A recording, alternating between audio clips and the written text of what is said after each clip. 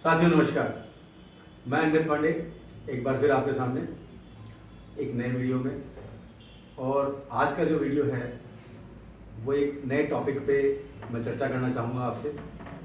आज का जो टॉपिक है मेरा वो गीता प्रेस गोरखपुर को लेकर के है।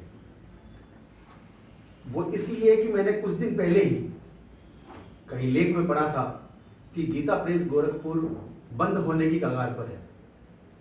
और ये जो है ये हम सबके लिए बड़ा ही चिंतनीय विषय है।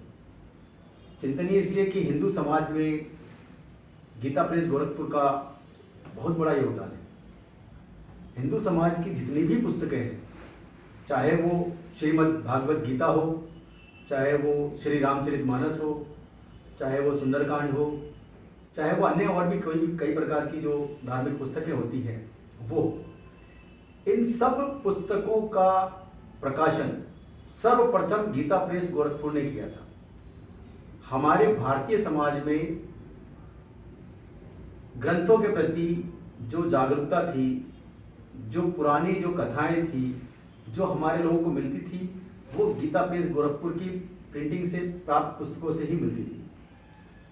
और अगर आज गीता प्रेस गोरखपुर बंद होने की कगार पर है तो वाकई में बहुत चिंतनीय विषय है। चिंतनीय विषय इसलिए क्योंकि आज का समाज इन पुस्तकों को पसंद नहीं करता है। क्यों नहीं करता समझ में नहीं आता है। मेरा तो आपसे विनती है कि आप अपने बच्चों को मोबाइल दिलाते हैं, कंप्यूटर दिलाते हैं, वीडियो गेम्स दिलाते हैं, अन्य बहुत सारी चीज़ें दिलाते हैं, तो उसके लिए मनाही नहीं है। लेकिन साथ में अगर आप गीता प्रेस गोरखपुर की कुछ पुस्तकें, मेन मैं 2 पुस्तकों का नाम लेना चाहूँगा, श्रीमद् भागवत गीता और श्री रामचरितमानस। दोनों पुस्तकें मेरे पास है। ज़्यादा बड़ी ले सकते हैं तो अच्छी बात है, नहीं तो छोटी पुस्तक है श्रीमद् भागवत गीता। और श्री रामायण जी का भी मेरे पास एक छोटा स्वरूप है। मैं भी इनको पढ़ता हूँ और इनको पढ़ने से जो लाभ होता है, जो फायदा मिलता है, उसका व्याख्यान शब्दों में नहीं किया जा सकता। इन पुस्तकों का और स्पेशली गीता प्रेस का मैं जोर इसलिए दे रहा हूं क्योंकि अगर आप इन पुस्तकों को देखें, किसी भी पुस्तक को उठा के देखें, तो इनके जो शब्द हैं बिल्कुल सरल, साफ सुथरे, सहज भाषा में लिखे गए हैं। कोई भी बच्चा समझ सकता है। जो बच्चा पढ़ना लिखना जानता है, थोड़ा बड़ा हो गया है, 7 से 8 वर्ष का है, अगर शुरू से अगर आप उनको भगवत गीता रामचरितमानस की चौपाइयाँ, दोहे, छंद सुनाते हैं या पढ़ने के लिए प्रेरित करते हैं तो उनके जीवन में काफ़ी बदलाव आए। आज का समाज, मेरे को सोच सोच के बड़ा अफसोस होता है कि पता नहीं किस दिशा में जा रहा है। मैं कई बार किसी बच्चों से बात करता हूं तो लगता है कि क्या संस्कार दिए जा रहे हैं। और संस्कार मैं नहीं चाहता और ना ही कोई माँ बाप चाहते हैं अपने बच्चों को इस टाइप के संस्कार देना। ये केवल और केवल जो आज का मीडिया है वो बड़ा ही दुष्प्रभाव डाल रहा है। तो उस दुष्प्रभाव को दूर करने का सबसे अच्छा और बढ़िया तरीका है पुस्तकें।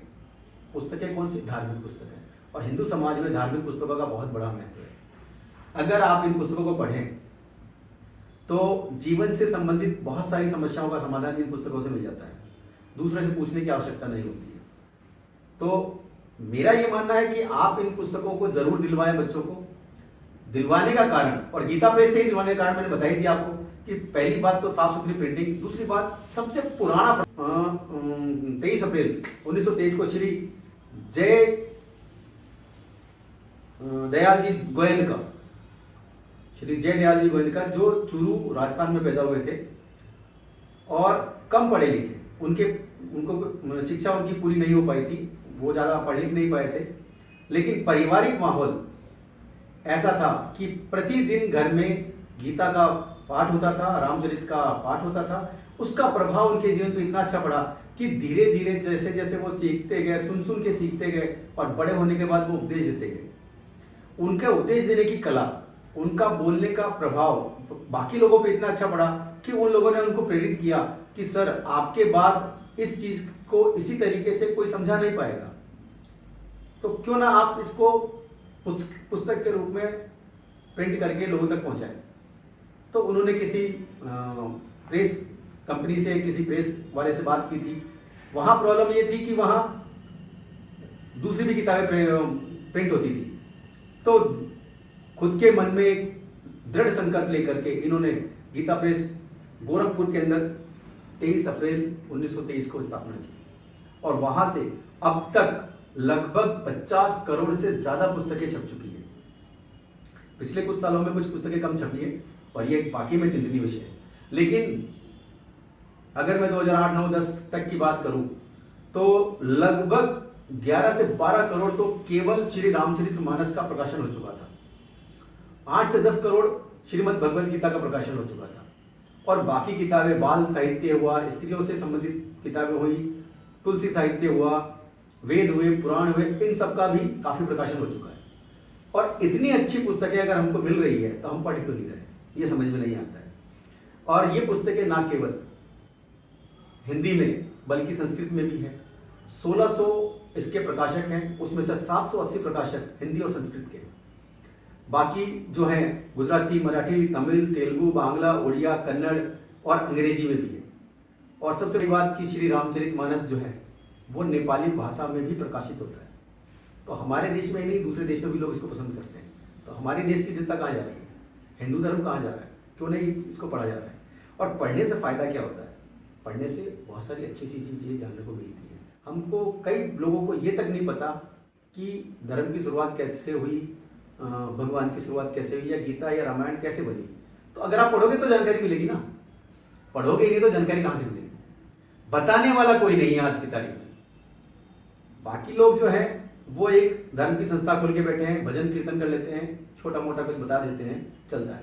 लेकिन ये जो पुस्तकें हैं ये ज्ञान का भंडार है। इनको पढ़िए, इनको लेके आइए।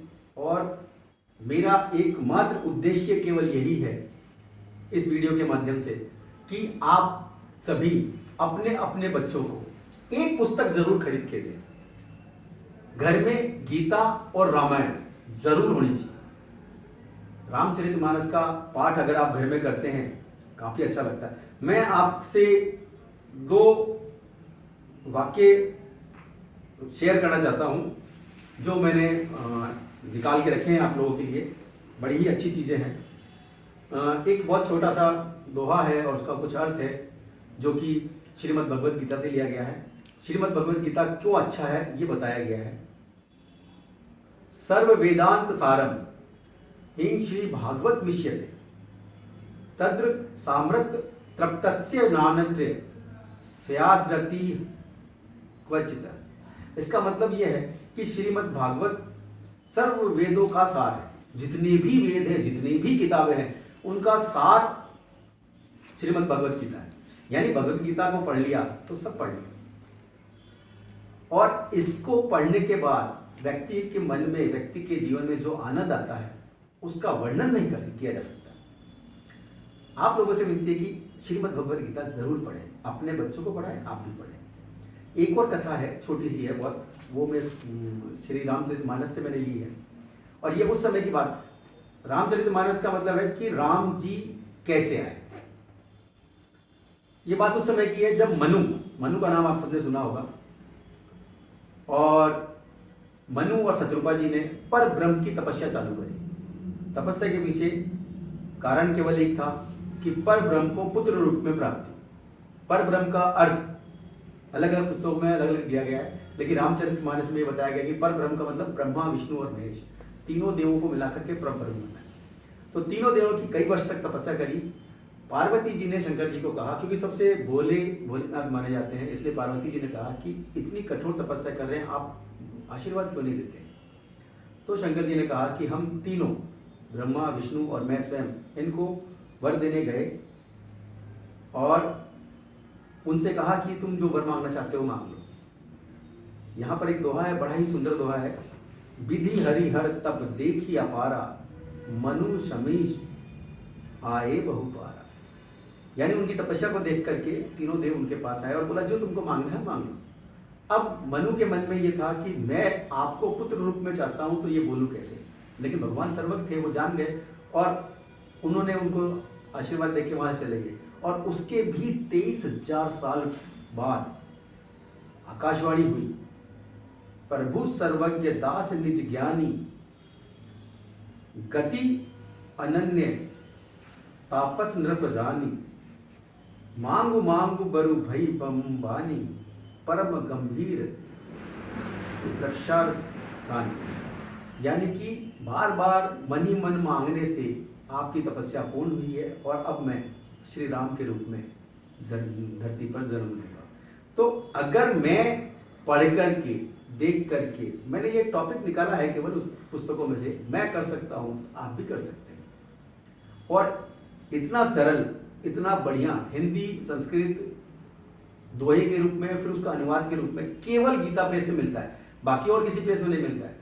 मेरे पास दूसरी पुस्तकें नहीं तो मैं आपको दिखाता और बताता कि उनका प्रिंटिंग कितना बेकार है। मेरे पास कुछ लेके आए थे लोग, कुछ ने गिफ्ट दिया था, लेकिन मेरे को पसंद नहीं आया।